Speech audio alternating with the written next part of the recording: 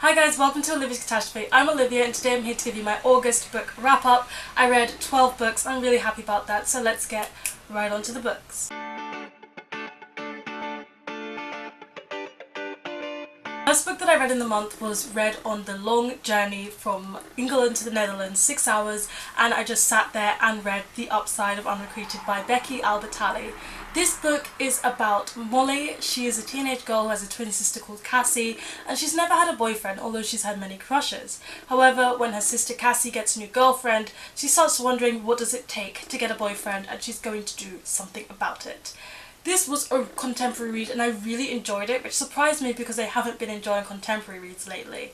The LGBT plus representation in this book is off the charts. Molly has two mothers, as I said, Cassie has a girlfriend, and their family is a really nice biracial mix, which is also really lovely for representation. And as well as that, Molly is Jewish and she gets to know another character who is also Jewish. I really liked the representation in this book. It was a fun book. I read it in one sitting. It was really quick and enjoyable. It's not too heavy or too really thought-provoking, but in the end it turned out to be so sweet. And there is a wedding scene in this book, and if you know me, I love a good wedding scene in a book, in a movie, in life, in just anything. So I was very happy after reading this one. I cannot wait to read more by Becky Albertalli. Also this month I read Half Bad by Sally Green, and how cool is the cover, it being like half black witch, half white witch. Anyway, so this one follows Nathan, who is a young boy when we meet him but grows up in this book, and he is a half witch. A half witch is when you're 50% a white witch and 50% a black witch. As you can guess, black witches are bad, good witches are white, and he's kind of one of a kind. There are not many like him. In fact, you get to find out how many exactly like him there are in this book. His father is the most evil witch there is, and he's very powerful, and he just gets monitored and so much happens to him. It's literally just following his life story as people try to use him, manipulate him, and he just wants to live his life as a half witch and get his 3 gifts that you get when you turn 17 to become a full witch. Whether that's a full white witch or a full black witch, we do not know.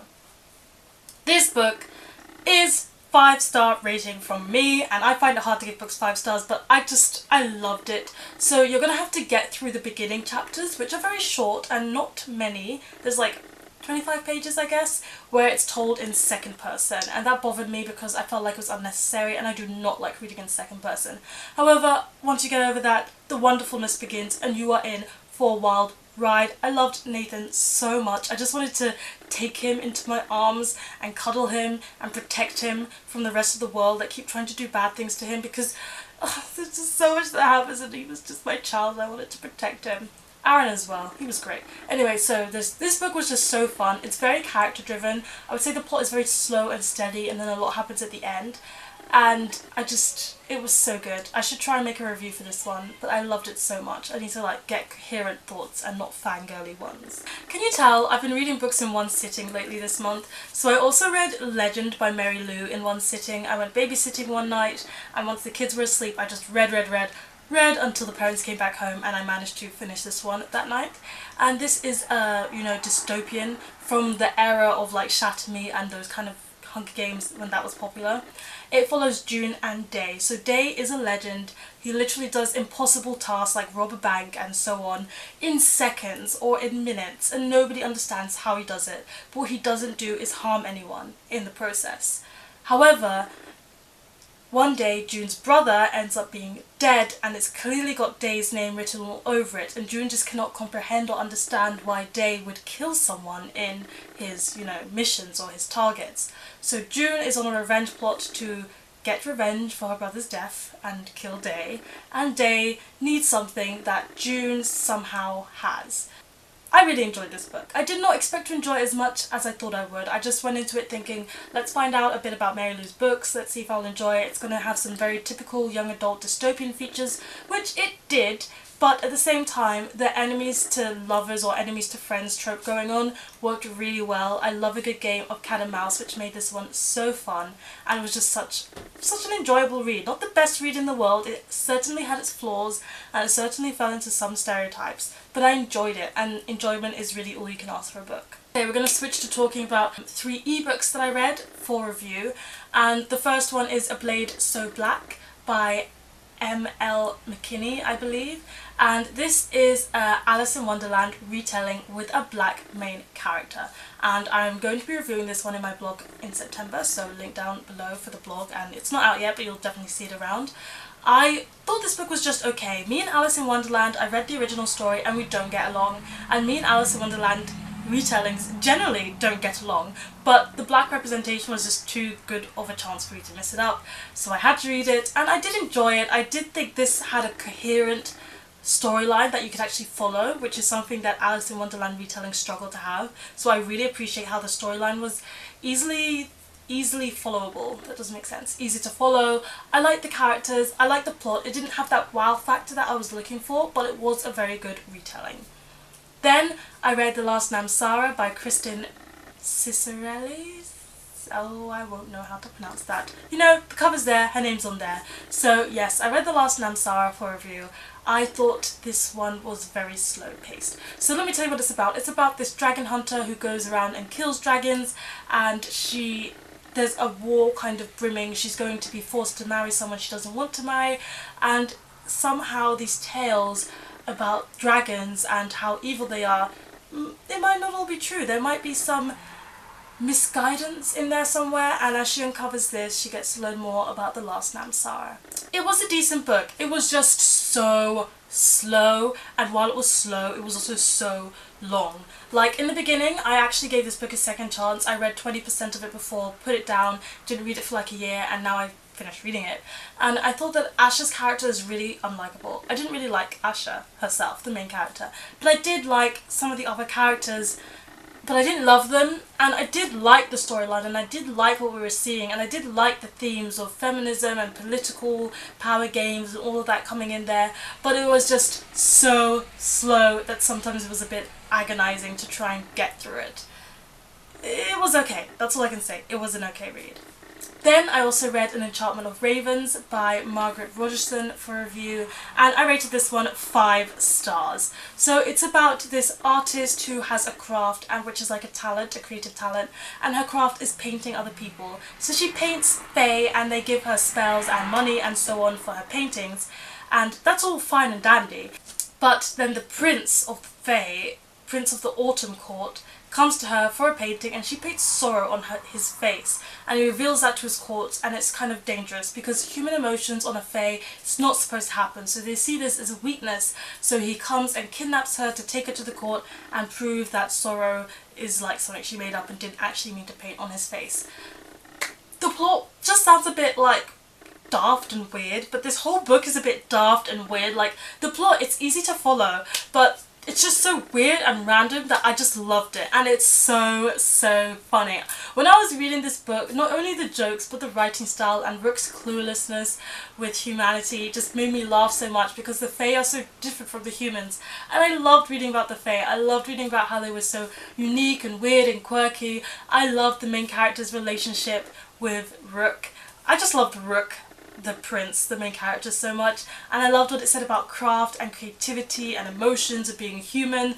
And although this book wasn't without flaws, it was very character driven. The plot is very slow, but then at the end everything happens really quickly, and it's quite unexpected, and there's like plot twists, and I didn't see how the ending was coming and all that. It was not the best book. There were some flaws, but I just loved it so much, and honestly I haven't laughed so much with a book in quite a while, so I had to give it 5 stars because I enjoyed it so much. That being said, let's move back on to some more physical books. Oh my gosh, this is going to be a long wrap up. So we've got The Trial by Kafka. I read Metamorphosis by Kafka a while ago, so when I saw that another one of his classics was on sale on the book depository, I had to snatch it up. This one follows a main character called Joseph K, and he is accused of something. He's being accused of something, and he's on trial for something, but he does not know what he is being accused of and how he can plead innocent when he doesn't even know what he's being accused of. Kafka just writes so well. I love his classic literature. I really enjoyed reading this one. Yes, at some points it did drag a little bit, but the ending just came back in full force again, and then was so chilling and got me shook. And as well as that, I loved just the main character. I loved all the underlying themes and how you could really think deeply about this book. I've got a review that I filmed and it's going to be coming at some point, I don't know when, but this was definitely one of my favourite classic reads. Then, as I'm trying to read more non-fiction, and because I read In Search of Us by Ava DeLaria last month or the month before, and it mentioned Joan Didion's writing, I decided to get a book by Joan Didion, and this one is called The Year of Magical Thinking, and it's actually her autobiography as she's writing about right after her husband suddenly slumped over at dinner and dies. And as well as that, her daughter is in hospital in critical condition. So there's a lot of emotions going through this book. And this one is really just her thoughts at the time. She writes this in that year when she's really trying to still believe that her husband is alive and with her. It was very deep, it was really moving and very depressing. I kind of read it quickly just because it was so depressing and grinding on my soul. I wanted to know how her daughter was going to, end out. I wanted her daughter to live. It's real life, I want her daughter to live. But it also made me think about grief, grieving, mourning, loss and death in ways that I hadn't thought about before. And it also talks about how society kind of puts those emotions away and how society doesn't view grief as something that you should experience and feel. And it was quite thought-provoking. So I did enjoy reading this one, but not enjoy it in the way that it's a fun book, but enjoy it in the way that it made me think and really open my eyes to how life is short and we really have to appreciate it. Then I also read a little black classic from Penguin, like the Penguin Little Black Classics, and I read The Communist Manifesto by Karl Marx and Frederick Engels. In the past, in secondary school and in university, I've been quoting this manifesto or quoting Karl Marx's and Frederick Engels' work so much in my essays that I thought it's high and nigh time that I actually get the book and read the actual manifesto, which I did, and I did enjoy reading it. I'm not going to say I agree with everything in this book, I'm not going to say I disagree with everything in this book, but there were some elements of communism that I thought, wow, those are good points, those should be enacted, and then there were some that I thought it would never be able to work, and also I don't entirely agree with that. Like, I like having a house that is my own. Well, I don't have one, but one day I would like to. So I could agree with some things and I couldn't agree with some things. It was nice to finally read the original text. Then I read The Art of War by Sun Tzu. So I just am fascinated by the samurai and also by Asian history, and I don't know much about it, and I'm fascinated by it, so I wanted to read some things around that period of time, and this is a very well-known one. It's basically applied also to real life situations like owning a business these days, the art of war, but it also was applied to how to win a war in those times. And I just found this a very enlightening and deep read. I can understand why people and how people apply it to running a business as well as to war. I can see the double use for it, and he just writes very clearly, it's very straightforward, and I would not like to come across this guy in war because I do not think I would survive. And lastly, I've started to read Shakespeare because I chose to take a module on Shakespeare at uni this year, which means I need to be reading a lot of his plays, and I've read the first two so far. I read Hamlet for the first time, which is about, Hamlet, he's a guy who is in Denmark and he's a prince, and his father, who used to be the king, his ghost appears to him and says, hey, the king who's on the throne now, he murdered me, and therefore I want you to murder him in revenge. This play was so good, you guys. I really, really loved it. It was so dramatic, major drama, major betrayal, major backstabbing in the court, Hamlet has to deal with it all. He's having this personal crisis because he doesn't want to commit murder, but then he needs to for revenge, and literally no one in this play, I trust no one except for Horatio. Also the bromance between Horatio and Hamlet is just brilliant, loved it. So I really enjoyed reading this play, and it's one of my favourites of Shakespeare. And then I watched the David Tennant 2009 movie adaptation, which was really good, and I highly recommend it to you. Also, it's David Tennant. And then lastly, the last book I read of this month, the last 12th book, was A Midsummer Night's Dream by Shakespeare, which was a reread for me because I read it when I was 14, but I didn't remember everything, and I read it again and again. It was so good. I rated it 4 stars. It was so funny, and there's just so much humour in it, but as well as there being so much humour, it's also really well written, and it was just a laugh. Shakespeare could have literally been the old Trevor Noah, but then writing-wise, it was brilliant. So those were the books that I read in August. It was a really good reading month, and I can only hope that I'll read as much in September. If you made it this far, thank you so much for watching. Please let me know in the comment section down below what was your favourite read of the month of August, or a worst one, and if you've read any of these books that I mentioned, please let me know. Thank you so much for watching. Give this video a thumbs up if you enjoyed it, hit the subscribe button if you want to see more, and don't forget to hit that notification bell to be updated every time I have a new video. I'll see you in the next one. Goodbye.